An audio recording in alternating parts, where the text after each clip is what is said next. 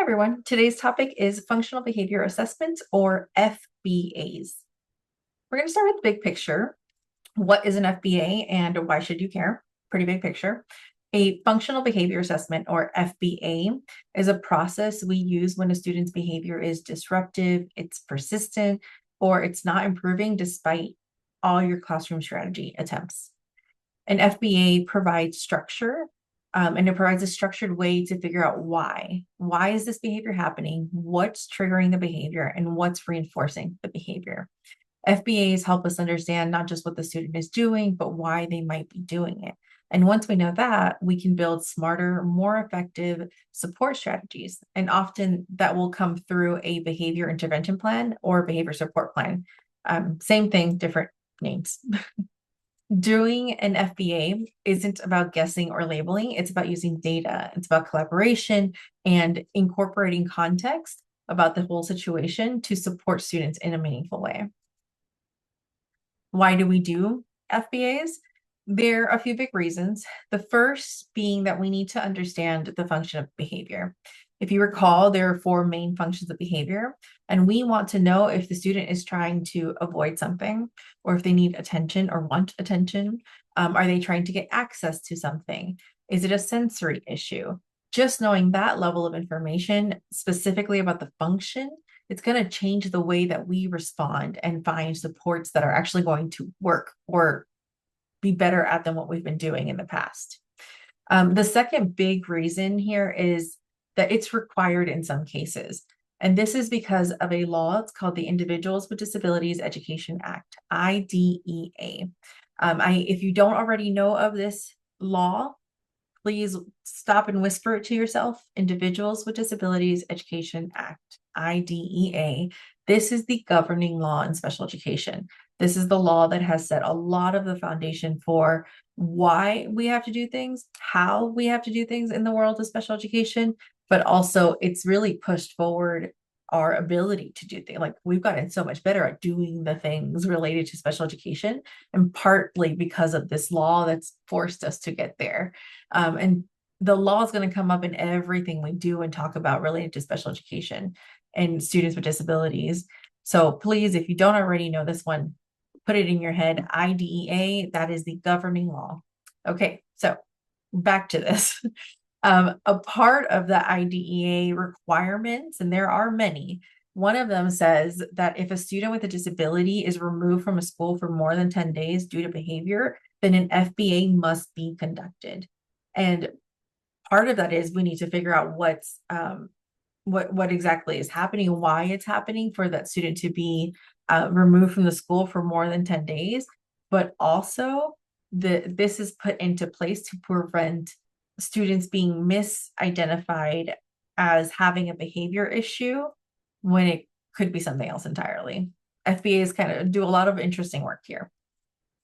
Beyond the legal required stuff, FBAs are, in my perspective, about equity and about dignity when we do them well, because that means when we're doing them well, we're doing them with some level of fidelity, we are not guessing anymore. We are not blaming anyone. We are looking to pinpoint what the issue is, and that will take us from punishment to problem solving.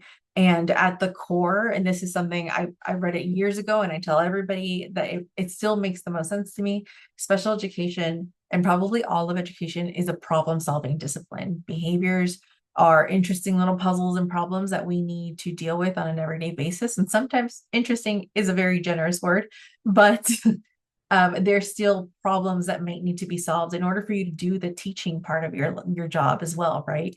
And because of that, we move or we use these processes to help us solve those problems in a way that still brings equity and dignity to the students we're working with.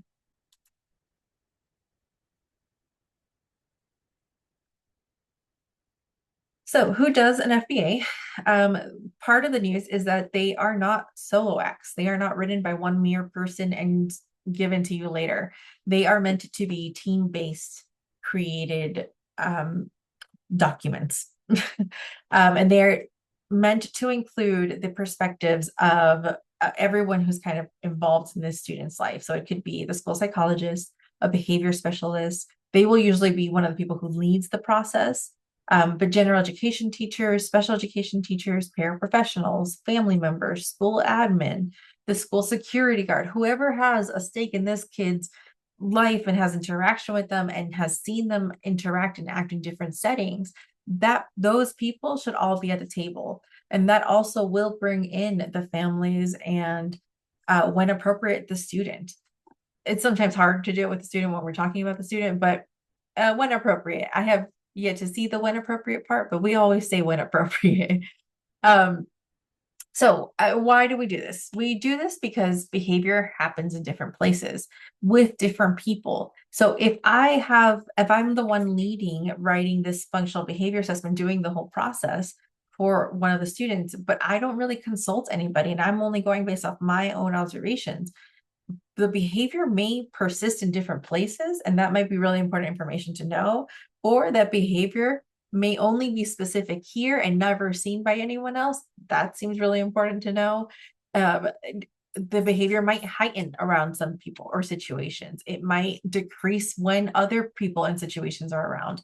Those are all really important things to know. That's why we need the diversity of the voices. Diversity meaning not just the one person writing, diversity of everyone who may come in contact and experience the student and their behavior. We need them in here. We need them in here so that they can give us more information so that we can actually make good decisions based off that information. So you should not be doing an FBA for every single behavior. That is nuts. Don't ever think that that's required. FBAs are appropriate when the behavior is persistent, when it's impacting learning, when it's unsafe, and they are not just, or when that behavior is not improving with any of your other strategies that work for all other students or that work when given a little bit of extra attention. It's also important that other low intensity interventions have already been tried and documented. And that's where the MTSS pieces come in. We start with broad supports like the tier 1 supports, and we get more targeted. So like our tier 2s and our tier 3s as the student requires them.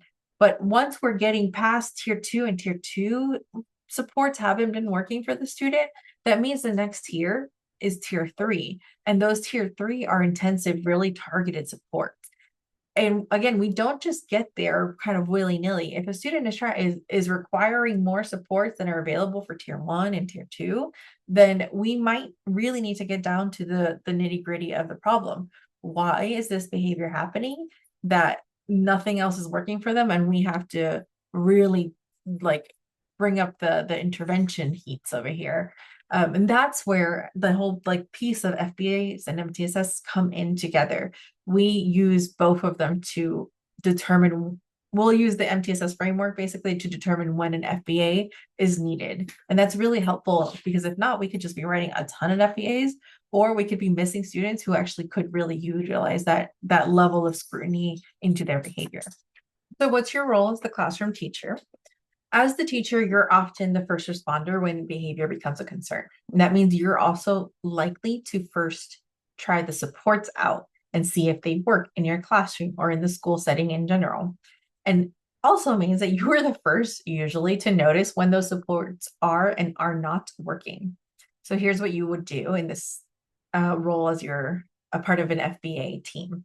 You would help the team operationally define the behavior. And we've had some practice with this, but operationally defining behavior takes practice. It's not an easy skill to like get down. Once you do, it's great. But this is where you and the team kind of come together to write and to really define it. And what you would also be doing is to try and document tier 1 and tier 2 interventions using your preferred data tracking method, right?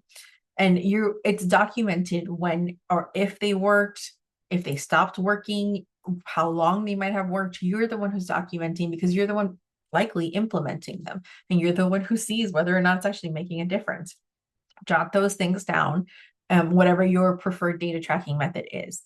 If an FBA is needed later on, you might help collect ABC data. So that's your antecedent behavior and consequence data using a chart while you're teaching, or having someone observe your classroom or be there and also take data while you're teaching, because that's likely when the behavior was happening if we're asking you to do that. And then most importantly, what you're going to bring to this role, or you're going to bring to this whole situation, is your knowledge of the student. You have a specific view and perspective of their behaviors, and your knowledge here is going to be instrumental in adding the context and adding the data and adding the extra information that's needed to then make a good behavior plan later on to help address those behaviors.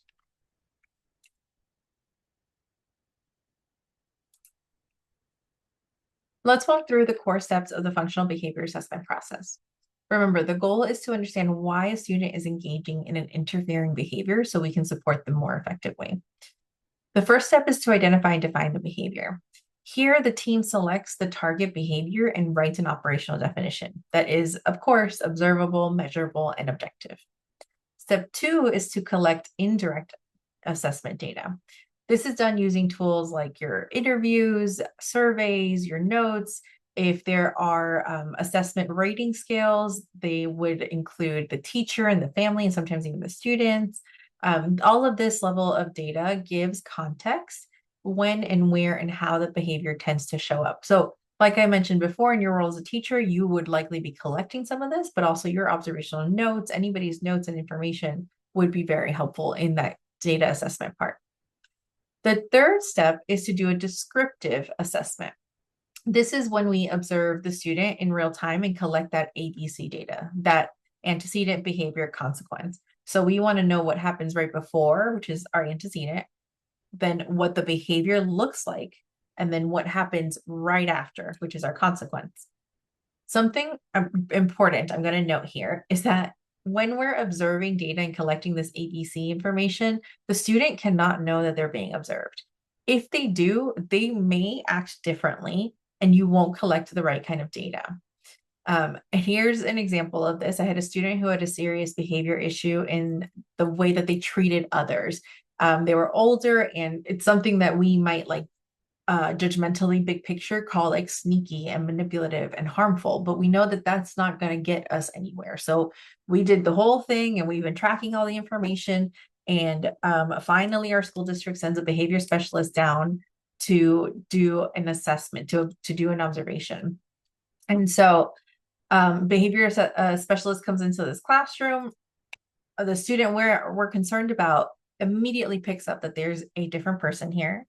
And one thing you could definitely say is that this individual is a charmer. So he strikes up a conversation with the observer, and they spent what looked like to all the other teachers and paras in that room as those two, the student who's supposed to be observed and the behavior specialist who's supposed to do the observing, just spent the whole day kind of chit-chatting away.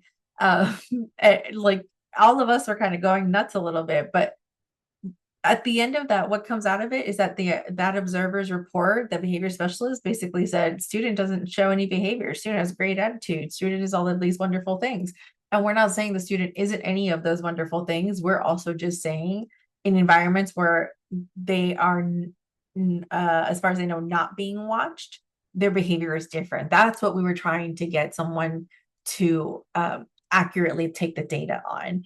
It took months for us to get approval to get another person out there to do a better observation. And eventually it happened. But once a student knows that they're being observed, behavior changes. Same way as like, kids are fighting, two siblings are fighting, and one of them screams out like mom or dad, and immediately they're all in great behavior again, right? Same thing, same situation. They can't know they're being observed if you're also trying to get data of them in their natural like behavior and environment.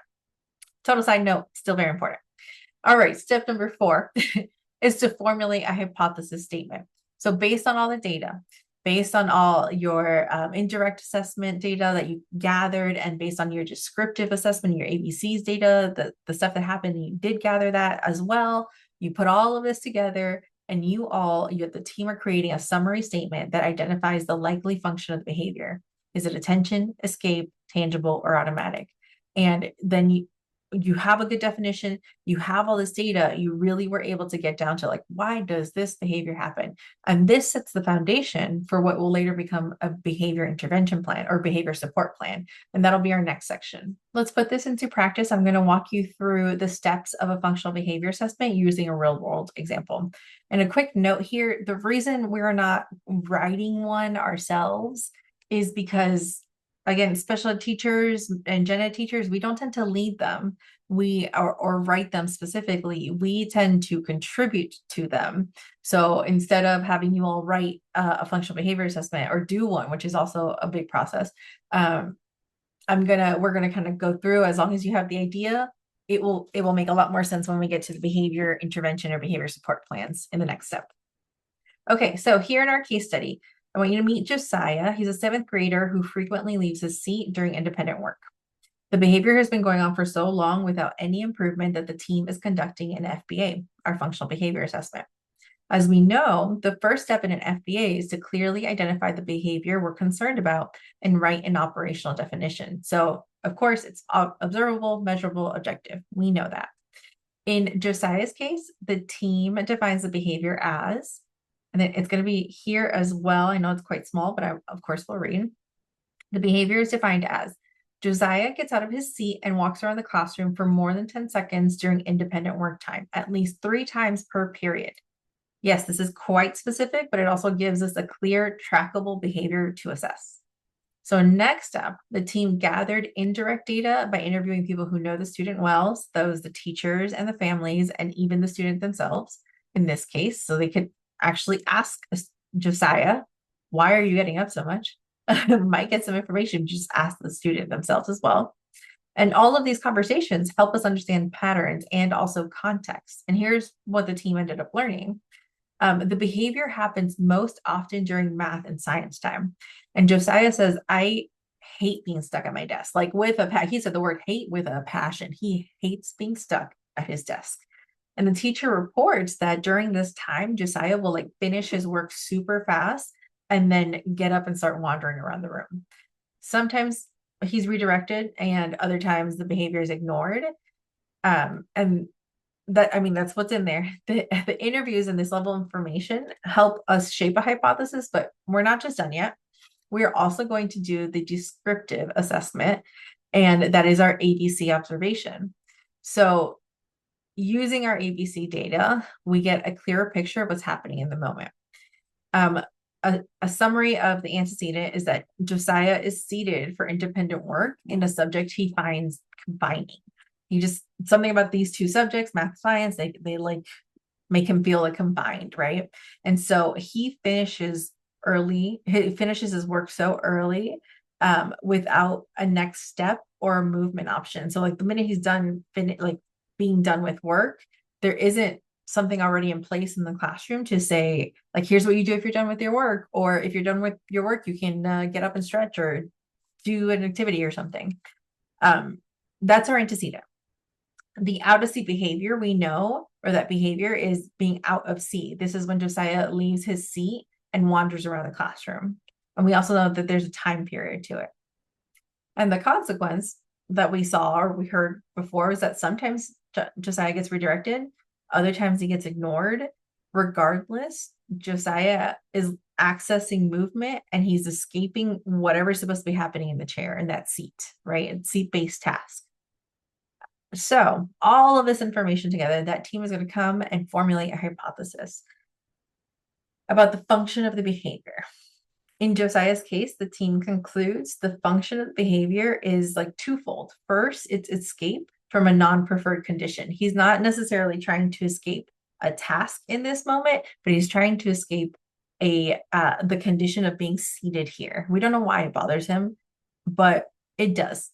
And the function of him always getting up is that something there is bothering him. He's escaping the condition of where he's being seated. And then there's a secondary function, right? And that might be more related to sensory issues because he seems to be looking for movement. It's not just getting out of his seat and standing next to the table because he just hates the chair. It's not quite that. It's getting up and moving. It's constantly moving. And that's maybe the part that kind of keeps getting that teacher's attention so much. So that secondary function is possibly related to sensory or maybe some sort of and also self-regulation. He's finding that through movement. So Josiah, engages in out-of-seat behavior during independent work in order to escape seated tasks that force him to be in a seat, and also in order to access brief movements or just bodily movement. This altogether tells us why the behavior is happening. It gives us a starting point for developing a support plan. Now, if we're trying to get more internal and learn about like the internal why does math bother you? Why is this chair here? That's not necessarily where the world of behavior goes. This is kind of the level of where behavior goes in terms of we understand that this was the issue and we understand that you're trying to escape something or that sensory is important to you here. That's essentially the answer that they're looking for. They're not always in the world of behavior. People aren't always trying to get deeper than that because that's what we really needed to know in order to figure out how to help support that student to do something else, to redirect the behavior. So now that we made a hypothesis for Josiah, we can create a plan that's more tailored to his needs. So as an example of something I might do to support Josiah would be to incorporate some planned movement break between tasks or maybe within a time limit. So in your pause and reflect, based on the hypothesis that we read before, describe one way a teacher could support Josiah by changing the environment or expectations.